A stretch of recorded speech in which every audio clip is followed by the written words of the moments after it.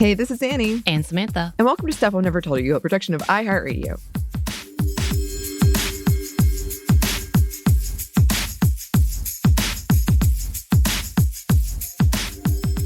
And today we are so thrilled to be joined by Maria Diez, the host of the podcast When You're Invisible. Thank you so much for being here.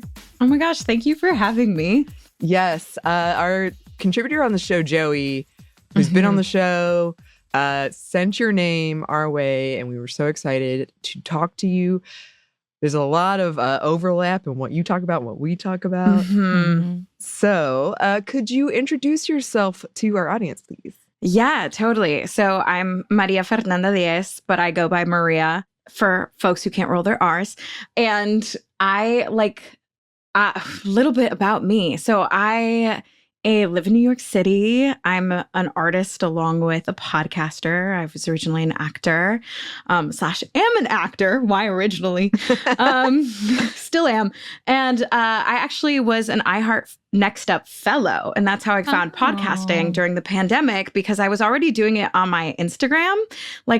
My dad happens to be a microbiologist who works with the CDC. And so I was talking to him about what is science? And what about all these things that we're using for the vaccine? How does this work? And then I was talking to my brother about what was happening politically during that time and how to break that down. So my friend, my sweet angel friend, was like, this sounds something you would like to do.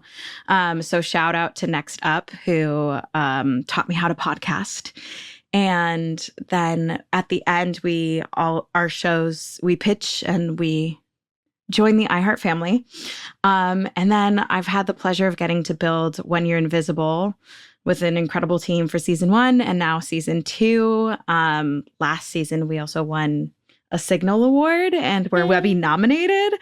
So it's really cool. It's a cool world. And When You're Invisible is my love letter to the working class and immigrants and folks who are othered in American Western society, because I'm first gen. I'm a first gen Latina who grew up we didn't have much growing up. And then my parents got to become middle class and we always had an immigrant community, or we moved around a lot too. So I grew up in Midwestern Minnesota, and then my parents are now in Georgia, but I'm from upstate New York. And so it was just kind of hodgepodge of things with deep roots still in Mexico. So for me, it was really important to be having conversations with everyday people and the people who inspired me to be who I am and to connect with others. And I also very much was raised by a tribe of really incredible women as well, who were not afraid to both challenge the norm and then also have a lot of the norm embedded in them. And so being the first and the oldest grandkid and stuff like that, and learning ropes that I was not given originally. And so for me, it was really important to uplift voices who have shown me a different way or who have lived life differently while still also being how do you make it through everyday life when you're not a celebrity, when you don't have all these means and resources afforded to you, and make life beautiful regardless of. Yeah, I love that so much. I'm so glad that Next Up, you came through Next Up. That's amazing. On your second season, we're going to talk about this more, but I love how you have brought your family into these conversations and had conversations with your family. Yeah. But yeah, that's a good segue into, you kind of talked about it, but can you give us a overview of what the podcast is? What's it about? Totally. So it's definitely talking to everyday people, the lifeblood of our country in many ways. And it starts off, the whole series starts off with my friend from the Columbia University Mail Center, who literally helped me see life in a completely different way. He kept me from dropping out when I was an average public school kid going to this elite university on an almost full ride, being how do I do anything? And incredible conversations with my classmates, of course, but things that I'd never faced in my life before. And also dealing with it in theory versus in practice and all of these different things. And my friend was the one who was kind of So do you think this place is hard because it's not the right place for you? Or is it hard because it's just, you've never experienced anything like it? And can you wait it out? And like, who are you doing this for? Is it for yourself? And who else are you elevating with this opportunity? And he had a beautiful way of like, every day I would ask him like, how are you doing when I'd see him? And he'd be like, I'm great. I'm like, amazing. Why are you great? And he's like, I just am. Like, I woke up today. And it was such an incredible perspective on life. And he and the rest of the workers at the mail center, like, literally uplifted all the students. Like, there were so many of us who became friends with them. And they just had an incredible way of just being like, even if you only see us for 5 minutes today, how do we make your day better? How do you feel seen in your day? And I think it spurred a lot of my thoughts in this, along with just like people who I've gotten to know. Like, in the first season, like, I talked to my friend Kate, who she's an incredible activist and worker with kids who stutter, and she has a really pronounced stutter. And so we talk about like what it's like to be perceived as like slow, or like when people don't have patience for you, and also what it's like to date as a woman who has something so quote unquote defective up front. And what version of your authentic self are you portraying? And so like different things like that. In this season, we start with my brother. Episode 1 is out, and it's with my brother, who is a community organizer, and how he viewed life differently than I viewed life growing up, and like how our paths had led to what we do. And how I think like his episode is, not to bring up the election, but is beautifully timed in a way of like, okay, what now? And what are the ways we can do little changes? And I think that's true about this particular season. Is we talk to everyday people and people whose identities intersect in very specific ways. Like, we have a trans Latino boy in Arizona who's like, we talk about like what it's like to look at the world through a youth perspective, along with like the intersection of being Latino and trans and in a red state, like, and yet he has so much joy. And then my friend Yahaira, who was a teen mom, and she's a Latina, and all of the stereotypes that carried, and her mentality of being able to be like, you know what?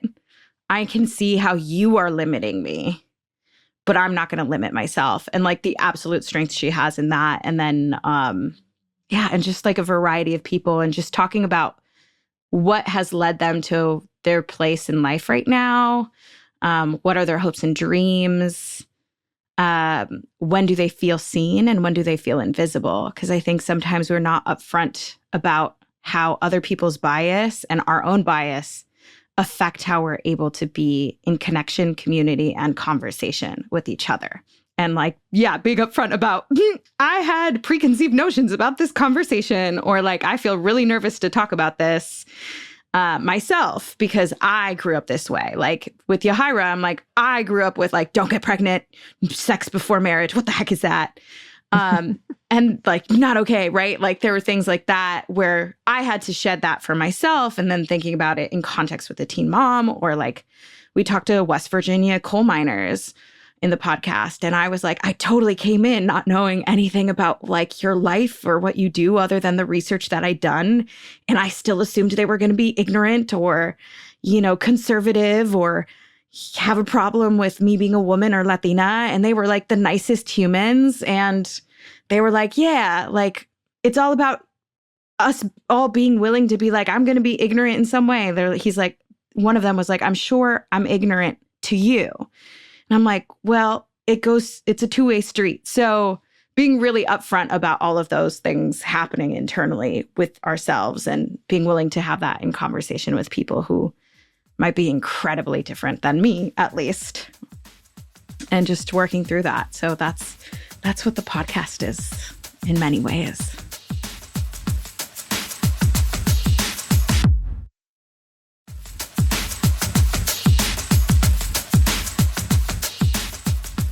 You have so many great guests and so many great stories that have come out of it. So many great conversations. One of the things that you're a big champion of is talking about working class women, highlighting and celebrating Yes. women of color in this space. Can you talk about why that is such an important conversation? Yeah, I think so many things. I think the way we look at diversity is really interesting right now. Like, I think there was like such a push to have us all in the space. And then there was a feeling that like, if you weren't this type of this version of diversity, like, where do you fit? And I think like that is a fascinating conversation within itself. And for me, it's really important to be like, we are all so diverse, even within our specific monolith, right? Of like Latina, Latino means so much and is so diverse. And yet sometimes we are given a cookie cutter version. I particularly think like so much expectations lie on us, like as women and as women of color, of like not only like the things you grow up with familially, like I think as a particular sector of that, as like first gen Mexican American in a very specific kind of Mexican community, like there was a lot of expectations of like, you are the first, you have to be successful, you have to be strong, you have to support the family. There's like a lot of things where I think like women of color end up becoming like very superhuman, and yet we are incredibly human. And so allowing us to be like, yeah, we can be incredibly strong and yet also be allowed to be tired of this and also not know where to go, or be like, you all let me down. And just giving space to our full humanity and being seen as a person and celebrating our personhood, not necessarily our superhuman elements, but our full personhood is really important to me. And working class women, just like working class people, but working class women, like, hold down the fort in so many ways. Like, that was my mom. Like, while my dad was going to school, she was working like 3 jobs, ran a daycare, was cleaning people's houses, was being a personal assistant in order to make sure we could survive. And to me, those are the stories in which, like, when you can make it through really tough situations, there's like an incredible spirit and mentality in that. And I think of all the like the women of color and the moms who raise us. And like, yeah, the difficult things that we don't talk about as well, which is something for me that I'm also trying to work through, is like, I think in culturally speaking, there's a lot of things you don't talk about. So breaking down that too, of like, there's so much solidarity and love and connection we can have through these conversations and championing these women and being like, can I ask you all these questions and see how you're feeling, how you're sitting with, and what tools we can work with together, or like, what can we learn from together? Because I just think we go unseen. Like, I see so many like amazing, diverse women, and most of the time we see their success stories. We see the brilliance of their lives, and we don't think about all the women who help raise them up to that level, who are like their maids, their nannies, their, whoever came through. And just like, for me, they are like, your mentors can be anywhere, and it can be a split second in a moment. And I think women of color and working class women do that so beautifully for the people around them and their families, and never get flowers, never get vacations in the same way, maybe self-care days. And to me, it's just so, so important to be like, let's celebrate them and let's find a way to give them that, and also come to a place where it's like we can have more honest conversations about it all. Speaking of which, listening to your episode with your parents was such a genuinely like delightful episode. But I really love, obviously it's a signature part of your shows, as well as the name of your show, when you ask the question such as, when do you feel invisible? And you actually asked, your parents that. Your mom's answer was so heartfelt. And I just kept like, oh my God, because not only did she talk about, yes, these are my strengths, but these were the times that I felt invisible, even to your dad. Like she had that moment. Like, it was such a beautiful question. But why do you think this specific question is so important? Ooh, there's a couple things. I think it's one of the deepest things we all want is to be seen. And I think it's like, when we do not feel seen, is some of our darkest moments. And I think about all the research coming out, or like people constantly being like, people are more lonely than ever. And so it was a question that I wanted to start to ask, to hear what exactly is it that people felt was missing almost. So it's like you can see the good and like be like, okay, when do you feel visible? These are the good things. And then where is it lacking? I also find that everybody has a different answer to that question. And it's such a beautiful way.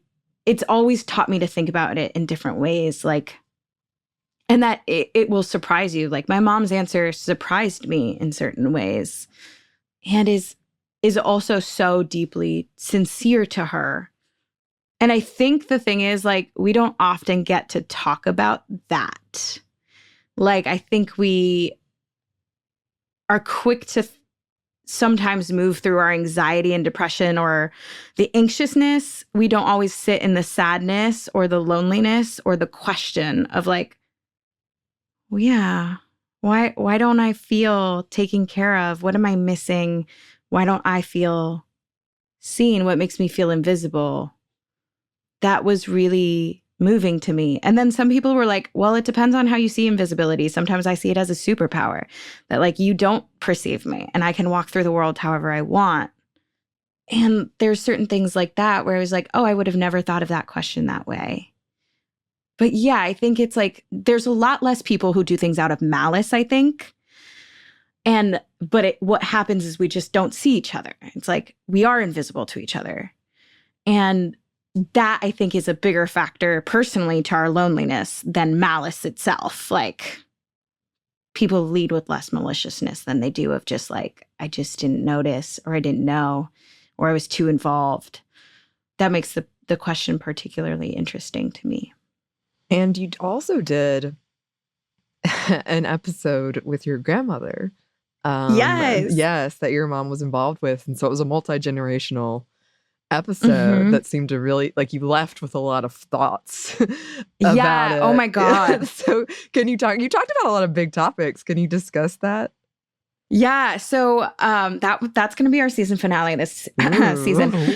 So all of you get a taste of it. But my abuela is like such a force in my life. Like she grew up living with 3 of her children. She has 4 kids. And she grew up like bouncing from 3 different houses, including ours. So like 3 to 6 months out of the year, she'd live with us. So she was always like my best friend in many ways. And she's like so adorable. She's tiny, like at this point, probably like 4'8". And like is always dressed to the nines, like always has like, you'll see her with a little hairbrush curling her little hair, and then she'll take it out, brush it, make sure it's perfect. And then like has to put on makeup. And she's turning 90 in June. And I'm like, this is so much effort and it's incredible. But it was interesting because when I hit puberty, our relationship shifted. And it became so oriented on looks and on whether I was being ladylike and on like how everything could be reflected or seen by the people around me. Like we always had in common that we were like hilarious and fiery, but like we'll banter till like the sun comes up kind of vibe. And she's the kind of person where it's like, you know, if I'm like, come do this thing, or like, no, you can't have that piece of cake, she'll be like, go to hell. Right. Like it's that level of just like, I can talk to you however, and we won't take it personally in certain ways. And so there's that freshness of it. But then there is like so much like, where automatically hitting puberty, there started to become a different level of our relationship where suddenly there were expectations on me as a woman and how I was going to carry this legacy, or how I was a reflection, or how it was important to be perceived by men. And that I saw her emulate in certain ways, and that she also loves. Like my hair is what it is, like whatever. I run around in pants, like no makeup most days. And like, you know, to my grandmother, it would be like, if you're going to wear pants, they should be pink and flowy, or like, you know, like things need to like be hyper feminine. And so it was such a clash of generations that started. And so the podcast for me was actually an opportunity to be like, why is that? And like, do you actually care about being dressed up? And like, also, we talk about sex on the podcast. And like, that was completely her. And I was so impressed because she would never, like my grandmother never talks about really sex. Like she likes Nora Roberts books, but she won't admit that she likes Nora Roberts books. She's like, I don't know what you're talking about. I don't have anything. She loves Bridgerton, but she won't watch Bridgerton in front of anyone else. Like things like that. Like it's so like, no, it's fine. And, you know, and definitely grew up with like a Mexican Catholic background of like sex before marriage is a heck no. And if you are, that better be the person you're gonna marry. Right. And, you know, and growing up with that, and then also the expectations of like also a different culture and even sexuality were things we didn't really like fully talk about because I was like, you grew up in a culture that's a little bit delayed along with generationally being different. And it was such an interesting conversation where she was like, I mean, I just wish you didn't have sex with more than 2 people. And I was like, what? Like, she's like, because I was like, what are the difference generationally that you see? And she's like, I mean, you guys have more sex. She called it like having relations. She's like, you guys have relations. And I was like, what? And she's like, you know, you have with multiple people. And I was like, oh my God, we're going to go here. That's funny. And it truly was just the format of a podcast that allowed her to have this liberty of like, okay, I'm going to tell you the exact thing that I think is the most difficult thing for me to process. Right. But then like we also got to like go through conversations of like also like what it was like growing up during that time and what it was like as a woman to work for the first time. And like that she didn't get paid directly, but she was helping support her family and stuff like that. And that was so interesting as well. And then along with a conversation about love and death in your old age.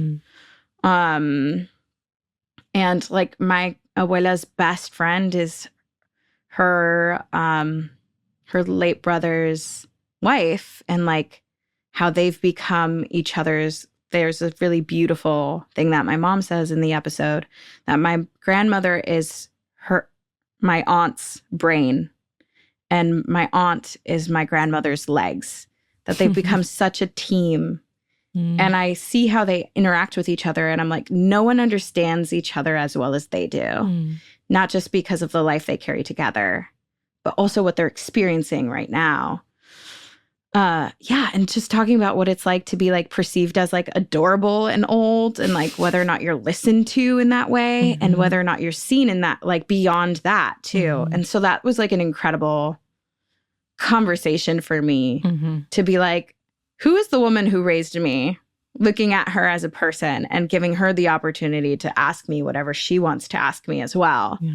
And I think, yeah, we had conversations we really truly would not have had I not like invited her to do this, and then her being like, you know what, I'm just gonna go for it. Which I love. You know what, that episode, which I'm really looking forward to, I tried to find that one because I know you hinted at it. I was like, I need to hear what Abuela has to say. I need this sage advice. I have a feeling.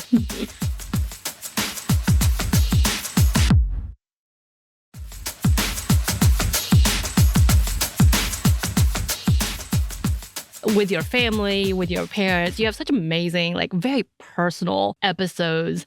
And not only are you talking about your experiences and being able to talk back and forth about things that you've learned or giving lessons to learn, you kind of like, I loved your parents complimenting you about like being so proud of your accomplishments. It was really cute. And your brother, and talking about how proud they were to see that. And then hearing this personal touch about like, you know, I wish you didn't do this, but if we have to, this is what I'll allow you to be, or whatever, whatnot. And all of these such personal episodes. What is your reaction going back and looking at these very much out there episodes with these people that you've known all your life, but have this new level of conversation? It's kind of crazy. Like, it's nice to go back and revisit and my parents have revisited their episode. Fun fact too. I love it. They're like, oh my gosh, like they're like, we cried when we heard it. It's So very sweet. cute. It's so sweet. It was also really magical. Like those moments are really magical to get to introduce my parents, my brother and my abuela to like, this is my work. And like seeing what it looks like from the inside. It was so cute, like all of them in studio with their mics and like being like, ooh, what now? So like that is a really awe moment because like, yeah, to be like, yeah, your daughter gets to be a creative. And like that is a huge gift. And going back to listen to them is incredible because I get to hear their voice differently. I think I get to hear new things and remember things a little differently. And it has helped our relationships even. Like, I think it's really given us all new perspectives of each other. Right. And again, like giving them insight of like being like, oh, that was the conversation we walked into and this is the episode that came out. Like those are two different things because it is an edited format with my thoughts in between. So there is that like, and also it makes me excited for our future that it's like, if you were willing to do this with me and we were willing to be brave together of sharing these personal moments together, that like just gives me a lot of hope for our relationships moving forward, but also of like trying to practice what I try and share in the podcast of like, here I am being incredibly vulnerable because I'm talking to people who know me extremely well. And I'm actually not sure what's going to come out of their mouth right now. What secrets they're going to tell. Yeah, exactly. And then I'm going to be like, well, my team, like my producer is going to have to listen to this anyway.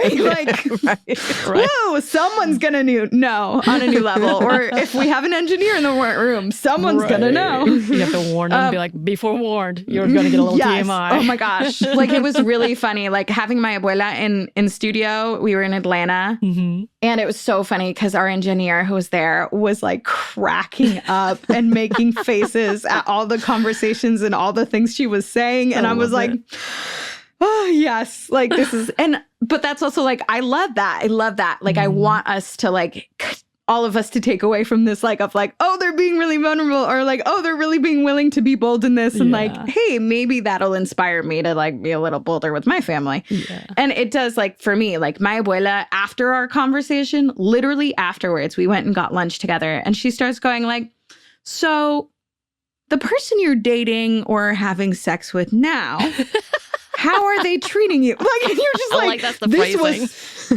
Yes, exactly. It was, she's like, I don't know exactly what this is right now. So just fill me in. And I was like, wow, this woman is like from an older generation willing to be like, is it dating? Is it not dating? Is it what other version of this should I learn how to say? Have you taught her situationship yet? Like that's that level. She's learning. She's learning. She's like, I'm trying to remember like if there's a word in Spanish for situationship. I'm gonna have to ask my cousins because like sometimes I teach her the English version and then she's like, okay.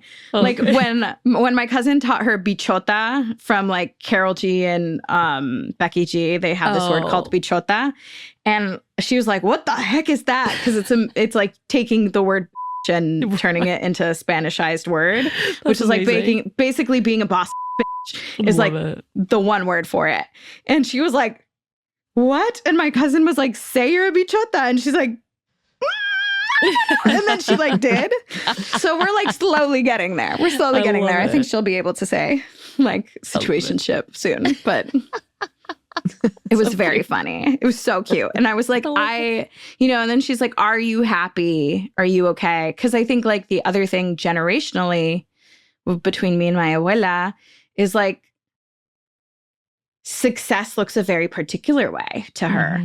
So to not emulate what she knows socially to be success, it's like getting used to like, okay, I'm going to trust that you are happy and okay because you're not married by now and you don't have kids right now. And like, but your jobs are also weird. So like, I don't understand. You don't have a promotion. Like, right? Like I remember the day she was like, you're not going to be a lawyer. I'm so sad. Like, because like lawyer, doctor, accountant, housewife, those were the things that she knew women could do. Right. Like now my world. And so it's so weird. It was really interesting to also have a moment with her of like, I was like, do you trust me when I say that I'm happy? Mm-hmm. And her being like, I think so. And being like, okay, we're getting somewhere. Because like there used to be the judgment of like, so when are these things happening? Right. Or like, I'm worried about you. And I'm like, but why? If I haven't given you an indication to be worried.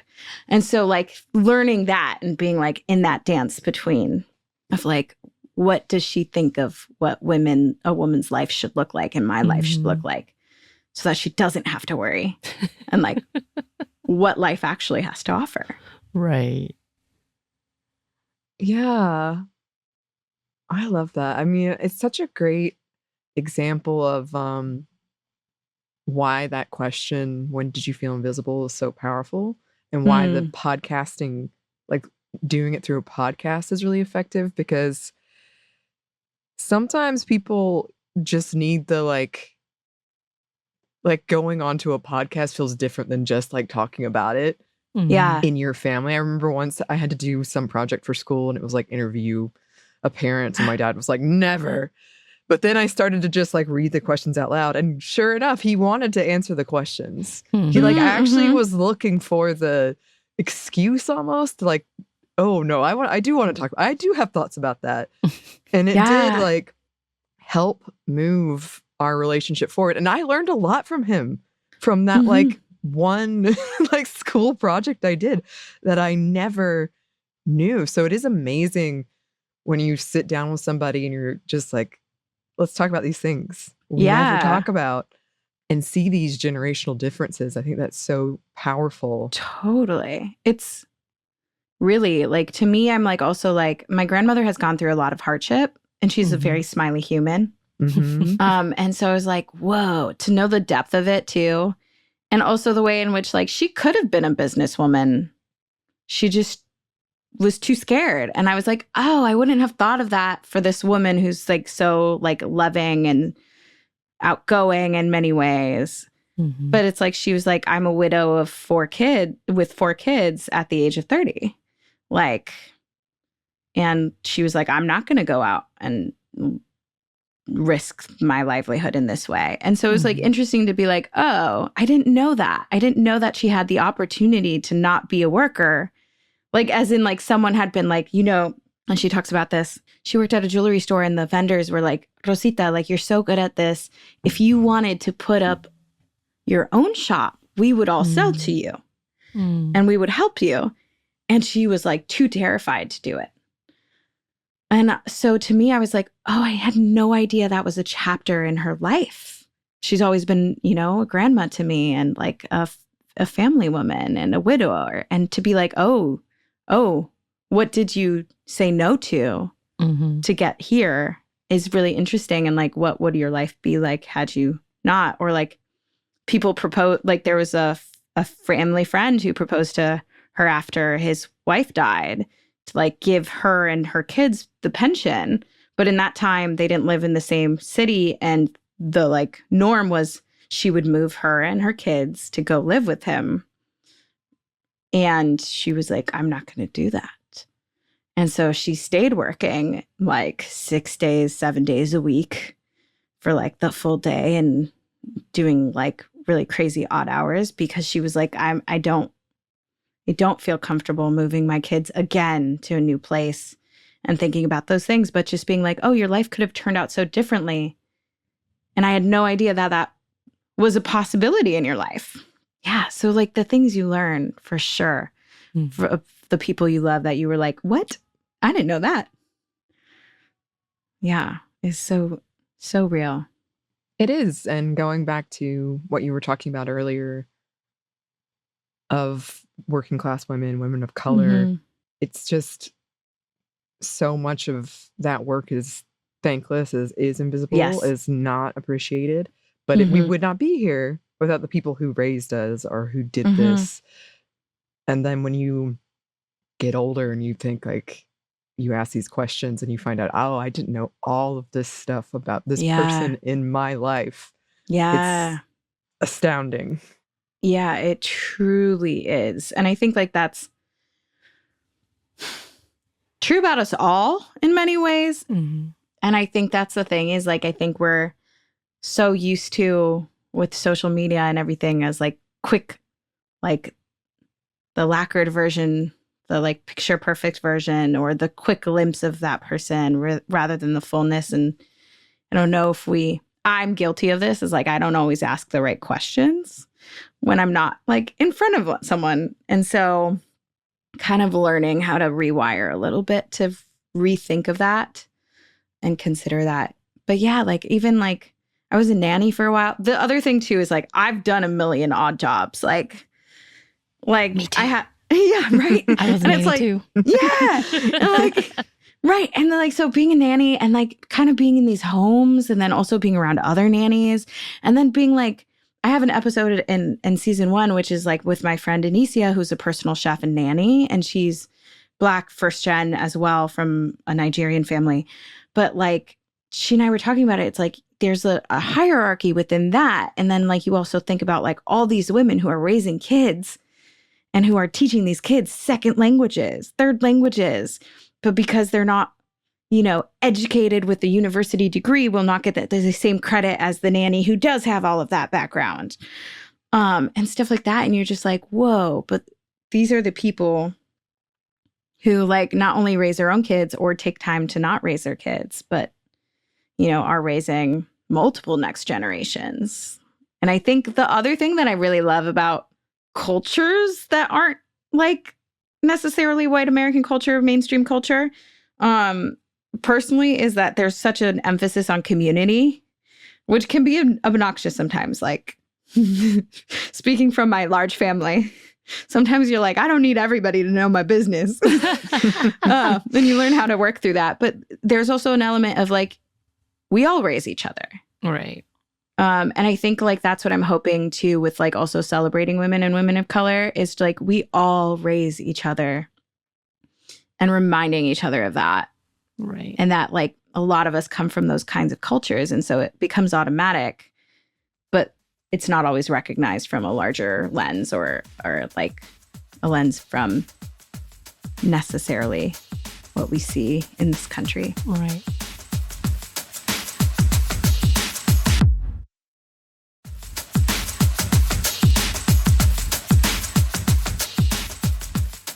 One of the things I think is so important with your podcast and podcasts like ours in general, when it talks about intersectionality and talking about people of color or marginalized communities, is talking about like trying to acclimate to where we're at in the United States, but at the same time, trying to preserve our culture as well, truly understanding our identity. Again, going back to that one episode, because I just really loved, y'all talked about being indigenous and talking about what that meant for y'all, even though you can be white passing and having that balance in wanting to, yes, you do want to be a part of a culture that you're involved in, but at the same time, you also know it's important to preserve where you came from, who you are, your identity as well. How do you think podcasts like this can really open up that conversation?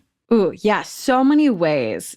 I think one, just talking about things is so important, right? Because like I think we can go on autopilot, or when we're surrounded by something that might not be one of our cultures, or if you come from a culture and you don't recognize the other cultures around you, right? Like there's so many levels in which just having it in the ether and so accessible and so consistent, like I think is so important, because I think it's like when we don't get to sit down and have conversations with people in front of us, like these conversations through our ears, like through our headphones, is one way we get to do that. And like be like, it actually, I think podcasting is such a beautiful medium because it provides a little bit of a safety of like, oh, if I have a personal reaction to that, I can sit with that alone and don't have the element of like, oh, suddenly I'm going to be embarrassed, or like, oh, I didn't know that.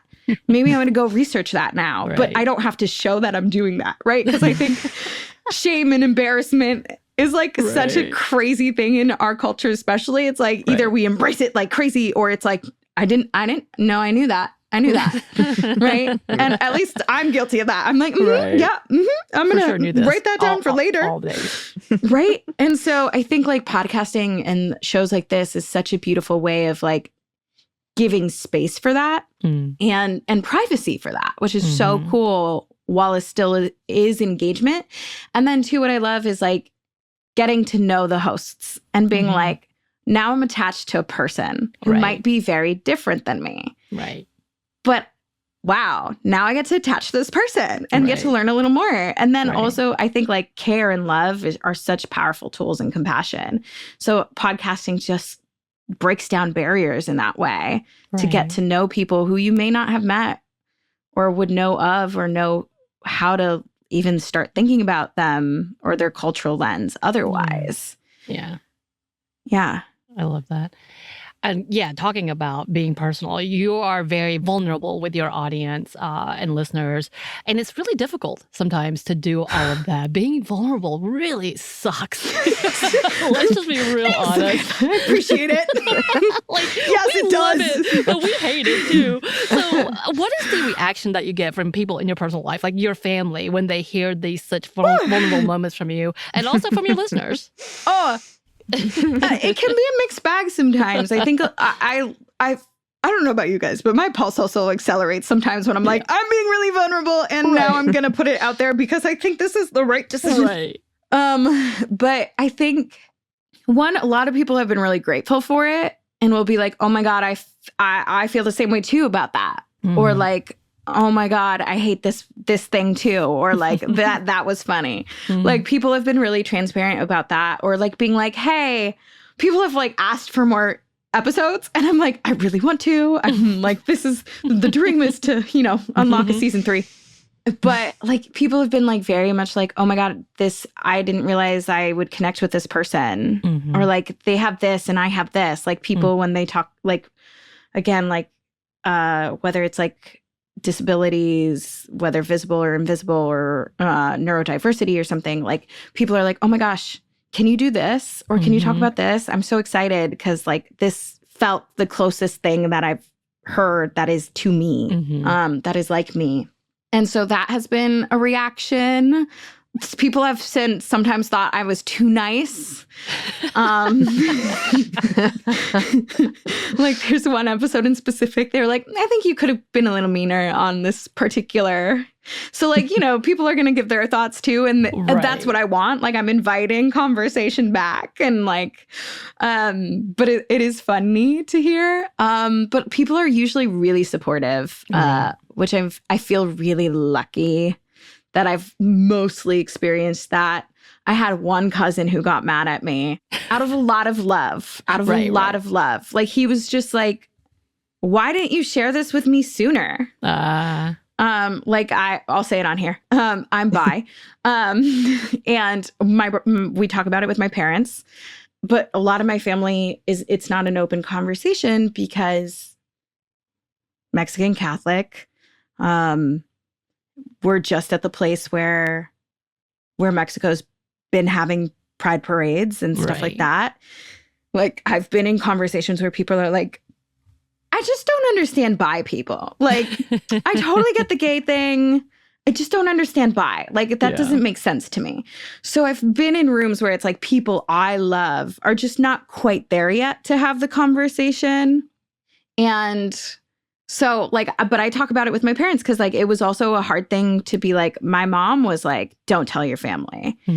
And so to be in that space, but one of my cousins who speaks English listens to my podcast. And he was like, why the heck would you not tell me that? And we're like really close. And I was like, to be honest, I just didn't know. I didn't know. And we haven't had the opportunity to like have it come up naturally. Right. I'm not going to text you. I'm bi. Like, by the way. Just by the way. BT dubs. Yeah. BT dubs, I'm bi. And so all of that. And like, there are stereotypes, right, of like what that means as a woman and stuff. And so I was like, I also wasn't entirely ready to have that conversation with you. But then I totally forgot that I didn't realize you were listening. and so there are moments where you're like, oh, shoot. There's moments when you have to be brave. Like there's moments where I get nervous that my guests aren't going to love their episode. Like, I'm like, since I am a flawed person with my own bias and perceptions, like I'm sometimes like, here's this piece that's about you. Please, I hope you like it. Like, right. Because I'm trying to do you justice, but I might not. And I think that's always like the scary thing to me too, is like, I might not. And then I'm just like, I try my best and hopefully we'll figure this out. It hasn't happened yet where someone has been like disappointed by their episode at all. But me, myself, because there's so much vulnerability and so much personal stuff in it that I'm like, sometimes I'm just like, I really hope you feel taken care of in this episode. No, yeah, we are that same where we're like, oh no, if so-and-so listens, we're screwed. Like, we have a big conversation coming up. If they take a listen and finding out different people who are listening, you're like, oh yeah. I remember what did I say? In one of your episodes, you're like, some people in my personal life will probably think I'm talking about them, but I'm not. I'm like, that's a really good disclaimer. This is not about you, Jane. I'm just kidding. I don't know my name, Jane. Wait, I do, actually. You're like, sorry, Jane. But yeah, that is one of those fears that you're like, oh, yeah. How much am I sharing? Right. I forget people are listening. You have to take it into account too, because I remember once we were at we were speaking at a conference and somebody asked us a question that was essentially like, because Samantha and I, when we first started working together, it was a like trauma mini-series where we were being very vulnerable. And she was asking like how, because this isn't just going to impact you if it gets out. And she wasn't like saying, she was saying, how do you balance that of what you're doing for yourself and what feels safe versus like the conversations you're probably going to have if people involved hear it that didn't know. And so that is it's a question we ask ourselves a lot of like, where's the line and taking into account the people that are listening or might listen. Yeah, I think that's always like even this, like to me, I'm like, that's always such a conversation. Because also it's like, you know, even talking about people's identities and things that have made them feel invisible, like, because we are focused on that, like, but it's not like even this package of them trying to show a fuller picture is not going to be the full picture. And so it is, it's such a tricky question when you're like, and then, exposing something like, this is my story, but it is always someone else's story too. Right. And I think like that is such an interesting line. And then like, I don't know about you guys, but I feel like sometimes it will shift depending on the story, depending on who it's about or who I talk to or how much I share as well. Like, those are all pieces. And you know, because we are talking about vulnerability and really giving a lot of yourself in our jobs and something that we do have a passion about, we also ask this question, and I want to ask you, what do you do to take care of yourself when it does feel overwhelming? Oh, I love that question. I think I'm still learning sometimes. I feel like it changes sometimes. And sometimes I'm like, I don't know if that's going to work today. But one thing I do, I'm very lucky that I think actor training teaches a lot about your nervous system. I really wish everyone went through actor training and certain pieces of actor training, because there's like, in actor training, there's like an acknowledgement of the physiological signs of vulnerability. So just being like, okay, my cheeks are red. My heart is moving really fast. My left hand is shaking. And just being able to name the things that are physically happening to me has been really helpful. And then learning how to reground, take deep breaths. And then being like, okay, do I need to move my body right now? Like I'm a huge proponent of dance parties. I'm like, I will solo dance party, clean my apartment.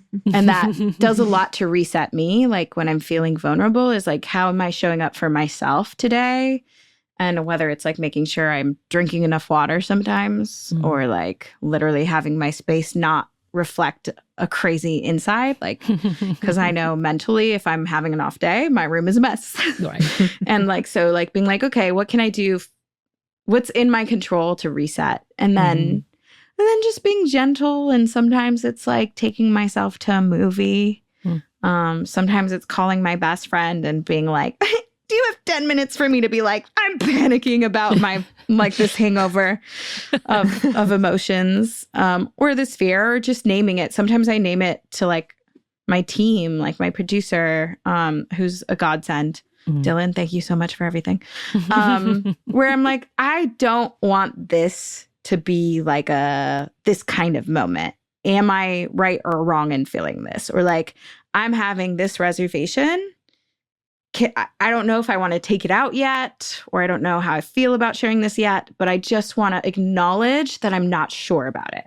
So giving myself permission to name it with people as well, and being like, I'm not sure if I have an action item to solve it yet, but I'm giving myself permission that if I want one, I can have one.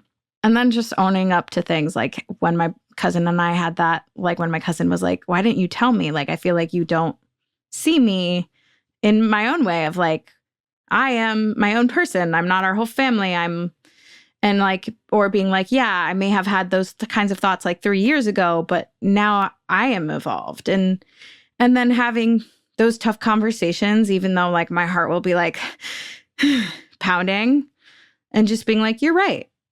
And I can hear you now. And can I ask you questions? And he's like, yeah, can I ask you questions?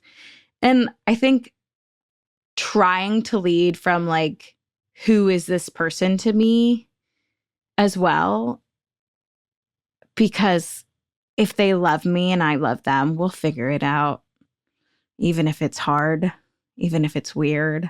And what's I find really useful is like, if someone's upset at you and they tell you, usually that means they want to work it out. And that's like a beautiful thing about humanity, is like normally when we're like, I'm mad at you, it's because I want you to fix it. Like, like I want us to fix it. And trusting that people usually come from a good place of like, let's fix it. So if I'm like feeling like I overstepped, or I'm scared, or I'm not sure, like those are ways of which of like just remembering who the person is, and that like we lead with love, and then practicing like self-care together of like being like, okay, now let's shoot or like, okay, now let's watch this funny video, and now I'm going to send you memes. I watch lots of animal videos and funny videos as well in self-care. I absolutely need that. And then like, we'll be like, wash my face, put on a little collagen mask or something. Like, also very traditional. Eat a cookie. I'm such a proponent of eating a cookie. I like that one. And going on a walk, right? I'm like, I love a walk with a cookie, and just being like, okay. Multitasking. I like Yeah. Huge on great multitasking. answer. I love how your answer involved like having tough conversations, but that's great. Thank you. Well, I can't sit with things for very long. Like I realized like that's something about me, is like I am very bad at sitting with things for a long time. Mm-hmm. I'm like, I've had to learn how to be like, when are you free? Great. You know, like I'm very much like, if I'm feeling like it's an issue that we need to solve, let's solve it. Yeah. And that'll make me feel better versus ruminating. Because like my brain will be like, here are the 12 ways that they could dislike you for the rest of your life. Oh, yeah. And if you don't fix it now, what if they stop caring? Like, so I'm very much like, self-care also comes with being like, is there anything we need to confront right now that would make the care easier? I love it. Yeah. But, good point. Like, no, it's great. It's a great answer. I think it's good. It's healthy. Healthy. But Someone's been doing therapy. Great job. I love it. Yes, she has been in therapy. A lot of times when we ask that question, we always get the same answer, which is I don't know. So I love that you had such a like. I'm like, which tool do you want? It was like a 12-step process, and I loved every single one of them. Thank you. Well, actually, like, so fun fact, not so fun fact, I was nomadic for 2.5 years recently, both by choice and also by like financial insecurity. New York is way too expensive. So it was kind of like, it was a fast track in learning how to take care of myself. Because when you don't have a home that's yours, that you get to like hide away in and like Kermit and then watch TV for forever, like, which was one of my old ways of self-care, which I still have. But like when I'm like, oh, this isn't my space, I'm subletting someone else's space who's away for a month. Like when nothing feels like it's yours, I literally had to be like, what can I find outside of this space or in myself to find ways to take care of myself? So it kind of forced me to. It kind of forced me. Every new place was like, what new way will we find to take care of ourselves? Like taking a dance class down the street. Oh my God, amazing. Great way to self-care. But like had never known before, you know? So... That's amazing. That really is. Yes. I was like, that was helpful. Well, thank you so much for coming on. In SMNTY tradition, you are now a friend. Yeah. Yes. We're friends. Yes. Thank you. We loved having you. This was a great conversation. I'm sure there's a million other things we could talk about. But for now, where can the good listeners find you? Oh, the good listeners can find, well, When You're Invisible is on all platforms. It's an iHeart show, and a My Cultura podcast network show. So we are wherever you like to listen to your podcasts, including the iHeartRadio app. And also we have Instagram. We might have a TikTok soon, but Instagram, When You're Invisible podcast. And then you're always welcome to follow me. It is my personal page. So you might get things about my life. That is Marifer, so Marifer, which is the nickname between my first two names, Maria Fernanda, _ my last name, Diez, _ B as in bird, because that's my second last name, because as a Latina, we have a million names. But those are the easiest ways to find me and to follow. And we'll be posting more content on our IG this season. Awesome. Well, thank you so much for being here. Congrats. Thank you. On the success and second season. And thank you. And listeners, if you would like to contact us, you can email us at stephaniemomstuff@iheartmedia.com. You can find us on Twitter at momstuffpodcast or on Instagram and TikTok at Stuff One Never Told You. We're also on YouTube. We have a TeePublic store and we have a book you can get wherever you get your books. Thanks, as always, to our super producer, Christina, our executive producer, Maya, and our contributor, Joey. Thank you. And thanks to you for listening. Stuff One Never Told You is a production by iHeartRadio. For more podcasts from iHeartRadio, you can check out the iHeartRadio app, Apple Podcasts, or wherever you listen to your favorite shows.